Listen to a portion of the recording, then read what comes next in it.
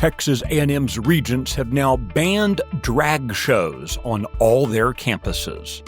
This is Monday, March 3rd, 2025.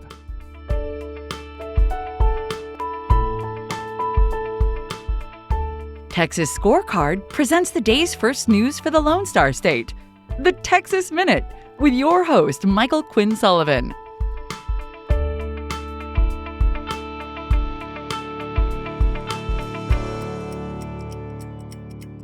Welcome into Monday. Thanks for starting your week with the Texas Minute. Let's jump right into the news. A routine budget hearing in the Texas House erupted into controversy last week when Republican State Representative Brian Harrison of Midlothian was reprimanded by Democrat lawmakers for daring to question a state agency's adherence to Governor Greg Abbott's directive against left-wing diversity, equity, and inclusion practices. During that subcommittee hearing, which was chaired by a Democrat, Harrison pressed representatives of the Texas Water Development Board on whether they are making hiring decisions based on race. Water Board Chairwoman L'Oreal Stepney initially claimed DEI hiring practices were not in place, but when confronted by Harrison with the wording of the agency's strategic plan, she and other officials struggled to reconcile their remarks. Deputy Executive Administrator Edna Jackson admitted that no law requires the Texas Water Development Board to ensure its workforce reflects societal diversity, further fueling concerns that DEI-based hiring had been occurring. The subcommittee's chairman is Democrat Armando Wally of Houston. He stepped in to admonish Harrison for his line of questioning, followed by other Democrats. Later, Governor Greg Abbott and Lieutenant Governor Dan Patrick joined in the fray, supporting the work of Stepney and the Water Development Board. Newly obtained records from the Texas Senate show offices there have spent nearly $40,000 taxpayer dollars on subscriptions to news outlets, raising questions about the necessity and transparency of such expenditures. Among the most frequently funded news outlets in the Senate are the Dallas Morning News, the Houston Chronicle, the San Antonio Express News, and the Austin-based gossip site Quorum Report. Texas Scorecard recently reported on spending by members of the Texas House on their media subscriptions. You can find that at texasscorecard.com. It's worth noting that unlike other outlets, Texas Scorecard does not accept funding from any government entities or sources. Although its contract with the Texas Lottery bars IGT Solutions Corporation from making political donations, a review of campaign finance records shows that IGT has sought to influence policymakers directly and indirectly.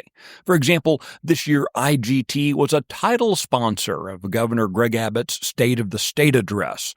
While this might not seem like a big deal, it represents a reversal from a past practice of avoiding the appearance of impropriety. In 2007, IGT sought approval for an exception to fund a concert act at then-Governor Rick Perry's inauguration party. At the time, the Attorney General's office, led by Greg Abbott, ruled that footing the bill for a concert could violate the improper influence clause of IGT's contract. It's unclear what's changed this year. According to Transparency USA, IGT has donated more than $280,000 across several political caucuses since 2015.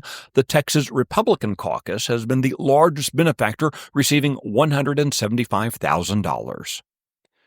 The Texas Minute will be right back.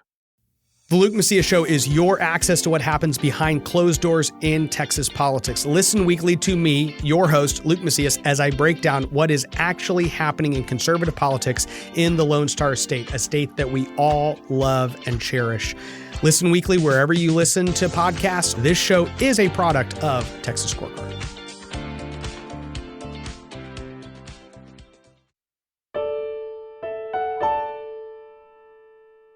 On Friday, the Texas A&M System Board of Regents passed a resolution banning drag shows across all 11 system universities.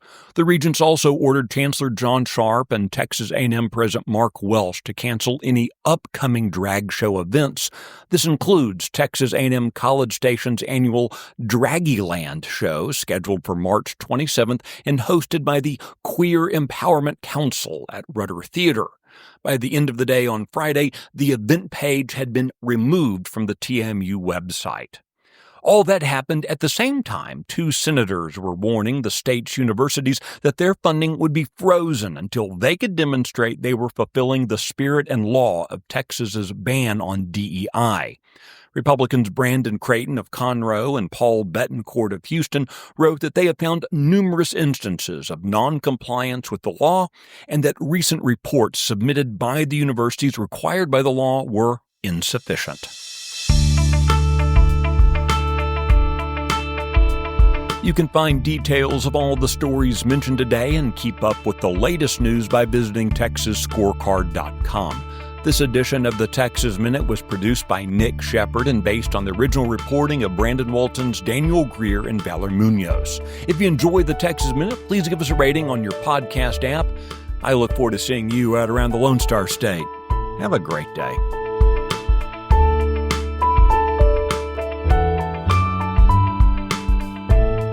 Thanks for listening to the first news of the day for the Lone Star State. This has been the Texas Minute with your host, Michael Quinn Sullivan.